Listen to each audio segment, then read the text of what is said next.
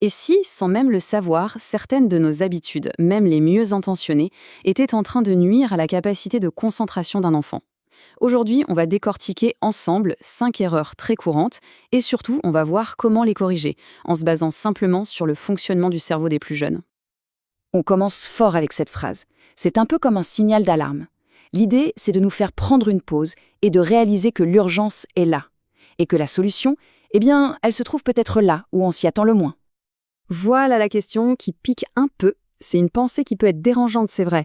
Mais la bonne nouvelle, c'est qu'une fois qu'on a identifié ces mécanismes, on peut agir. Parce que bien souvent, le problème ne vient pas de l'enfant lui-même, mais de l'environnement qu'on lui a créé sans le vouloir.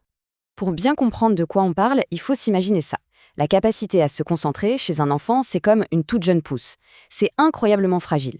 Et ça peut être abîmé très facilement, même par des gestes qui nous semblent complètement anodins. Alors, voici notre plan de match pour aujourd'hui. On va passer en revue ces 5 erreurs, une par une. Et un petit conseil, restez bien jusqu'au bout parce que la 5e, c'est vraiment la plus insidieuse, celle que près de 90% des parents feraient sans même s'en douter. Allez, on attaque tout de suite avec la première erreur. C'est la plus classique, la plus fréquente. On estime que 95% des parents la commettent et presque toujours en pensant bien faire. Le tableau est simple. Un enfant est plongé dans ses devoirs, il est enfin concentré. Et là, une petite phrase fuse. Pour lui rappeler un truc, pour vérifier qu'il a fait une tâche, ou juste pour lui proposer un verre d'eau.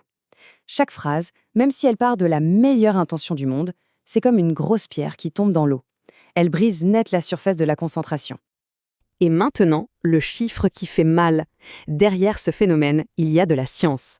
Après une seule, et je dis bien une seule, interruption, il faut en moyenne 7 minutes au cerveau pour retrouver un état de concentration profonde. 7 minutes! Faites le calcul, si on interrompt un enfant toutes les 5 minutes, en réalité, il n'atteint jamais ce fameux état de concentration.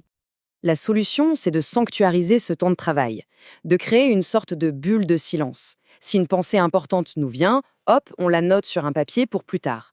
Ça devient une discipline pour toute la famille, qui protège l'espace mental de chacun. On enchaîne avec la deuxième erreur, l'environnement de travail lui-même. C'est le fait de créer, sans s'en rendre compte, un espace rempli de stimulations qui rendent la concentration, mission quasi impossible. Et la liste est longue, hein. La télé en bruit de fond, le téléphone qui vibre sur la table, la tablette juste à portée de vue, le bruit des autres qui jouent. Le cerveau de l'enfant doit mener une bataille constante contre toutes ces sollicitations, juste pour essayer de rester sur sa tâche. C'est épuisant. Le contraste ici est flagrant. Il faut bien comprendre une chose. Le multitâche, c'est un mythe. Ça n'existe pas. Un cerveau qui est constamment distrait ne fonctionnerait qu'à 30% de ses capacités. Les 70% restants sont juste gaspillés à essayer de filtrer le bruit. Créer une vraie bulle de concentration, c'est tout simplement lui redonner ses 70% pour apprendre. Troisième erreur, c'est cette idée reçue qu'un enfant doit s'asseoir et travailler d'une traite pendant très longtemps pour forger sa discipline. En réalité, on risque juste de provoquer un burn-out de son cerveau. Ce graphique, il met vraiment le doigt sur le problème. Le cerveau d'un enfant en primaire peut se maintenir en concentration intense pendant, 15 à 25 minutes, maximum. Au-delà, il passe en pilote automatique. Il continue d'écrire, mais il n'enregistre plus rien. Lui demander de tenir 1 heure d'affilée, c'est comme lui demander de courir un marathon après un sprint. La solution, c'est de jouer avec le cerveau, pas contre lui. On utilise des cycles courts, 20 minutes de travail, 5 minutes de pause, obligatoire. Et le point le plus important, c'est que la pause, ce n'est pas une récompense qu'on gagne si on a bien travaillé, non. C'est une nécessité physiologique, c'est le carburant dont le cerveau a besoin pour se recharger. On aborde maintenant une erreur qui est plus psychologique. C'est le fait d'utiliser le stress, la pression ou même les comparaisons pour essayer de motiver.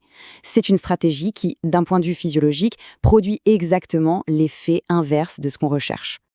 Ces petites phrases, elles sont malheureusement très courantes. Allez, dépêche-toi. Regarde comme ton frère a déjà fini. Si tu ne le fais pas, tu seras puni.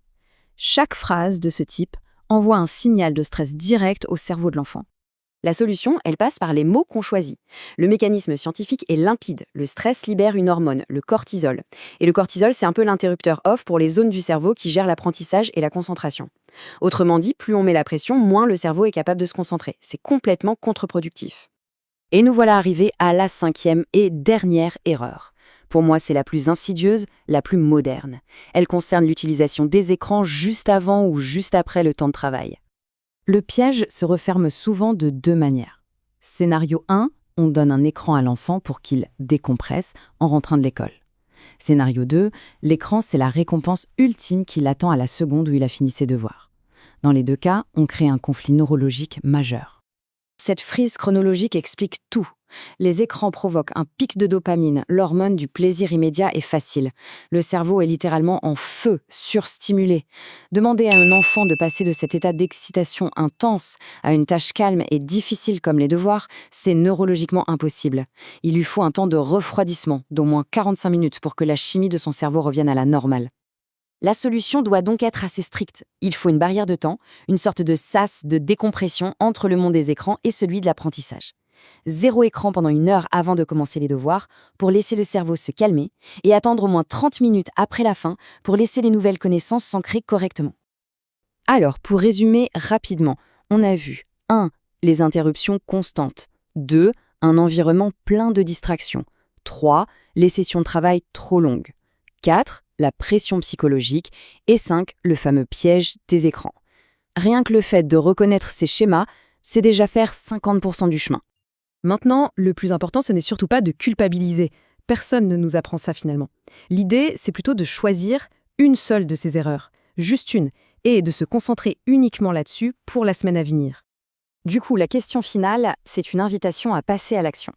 Parmi ces 5 points, lequel semble le plus facile ou le plus pertinent à corriger en premier chez soi ?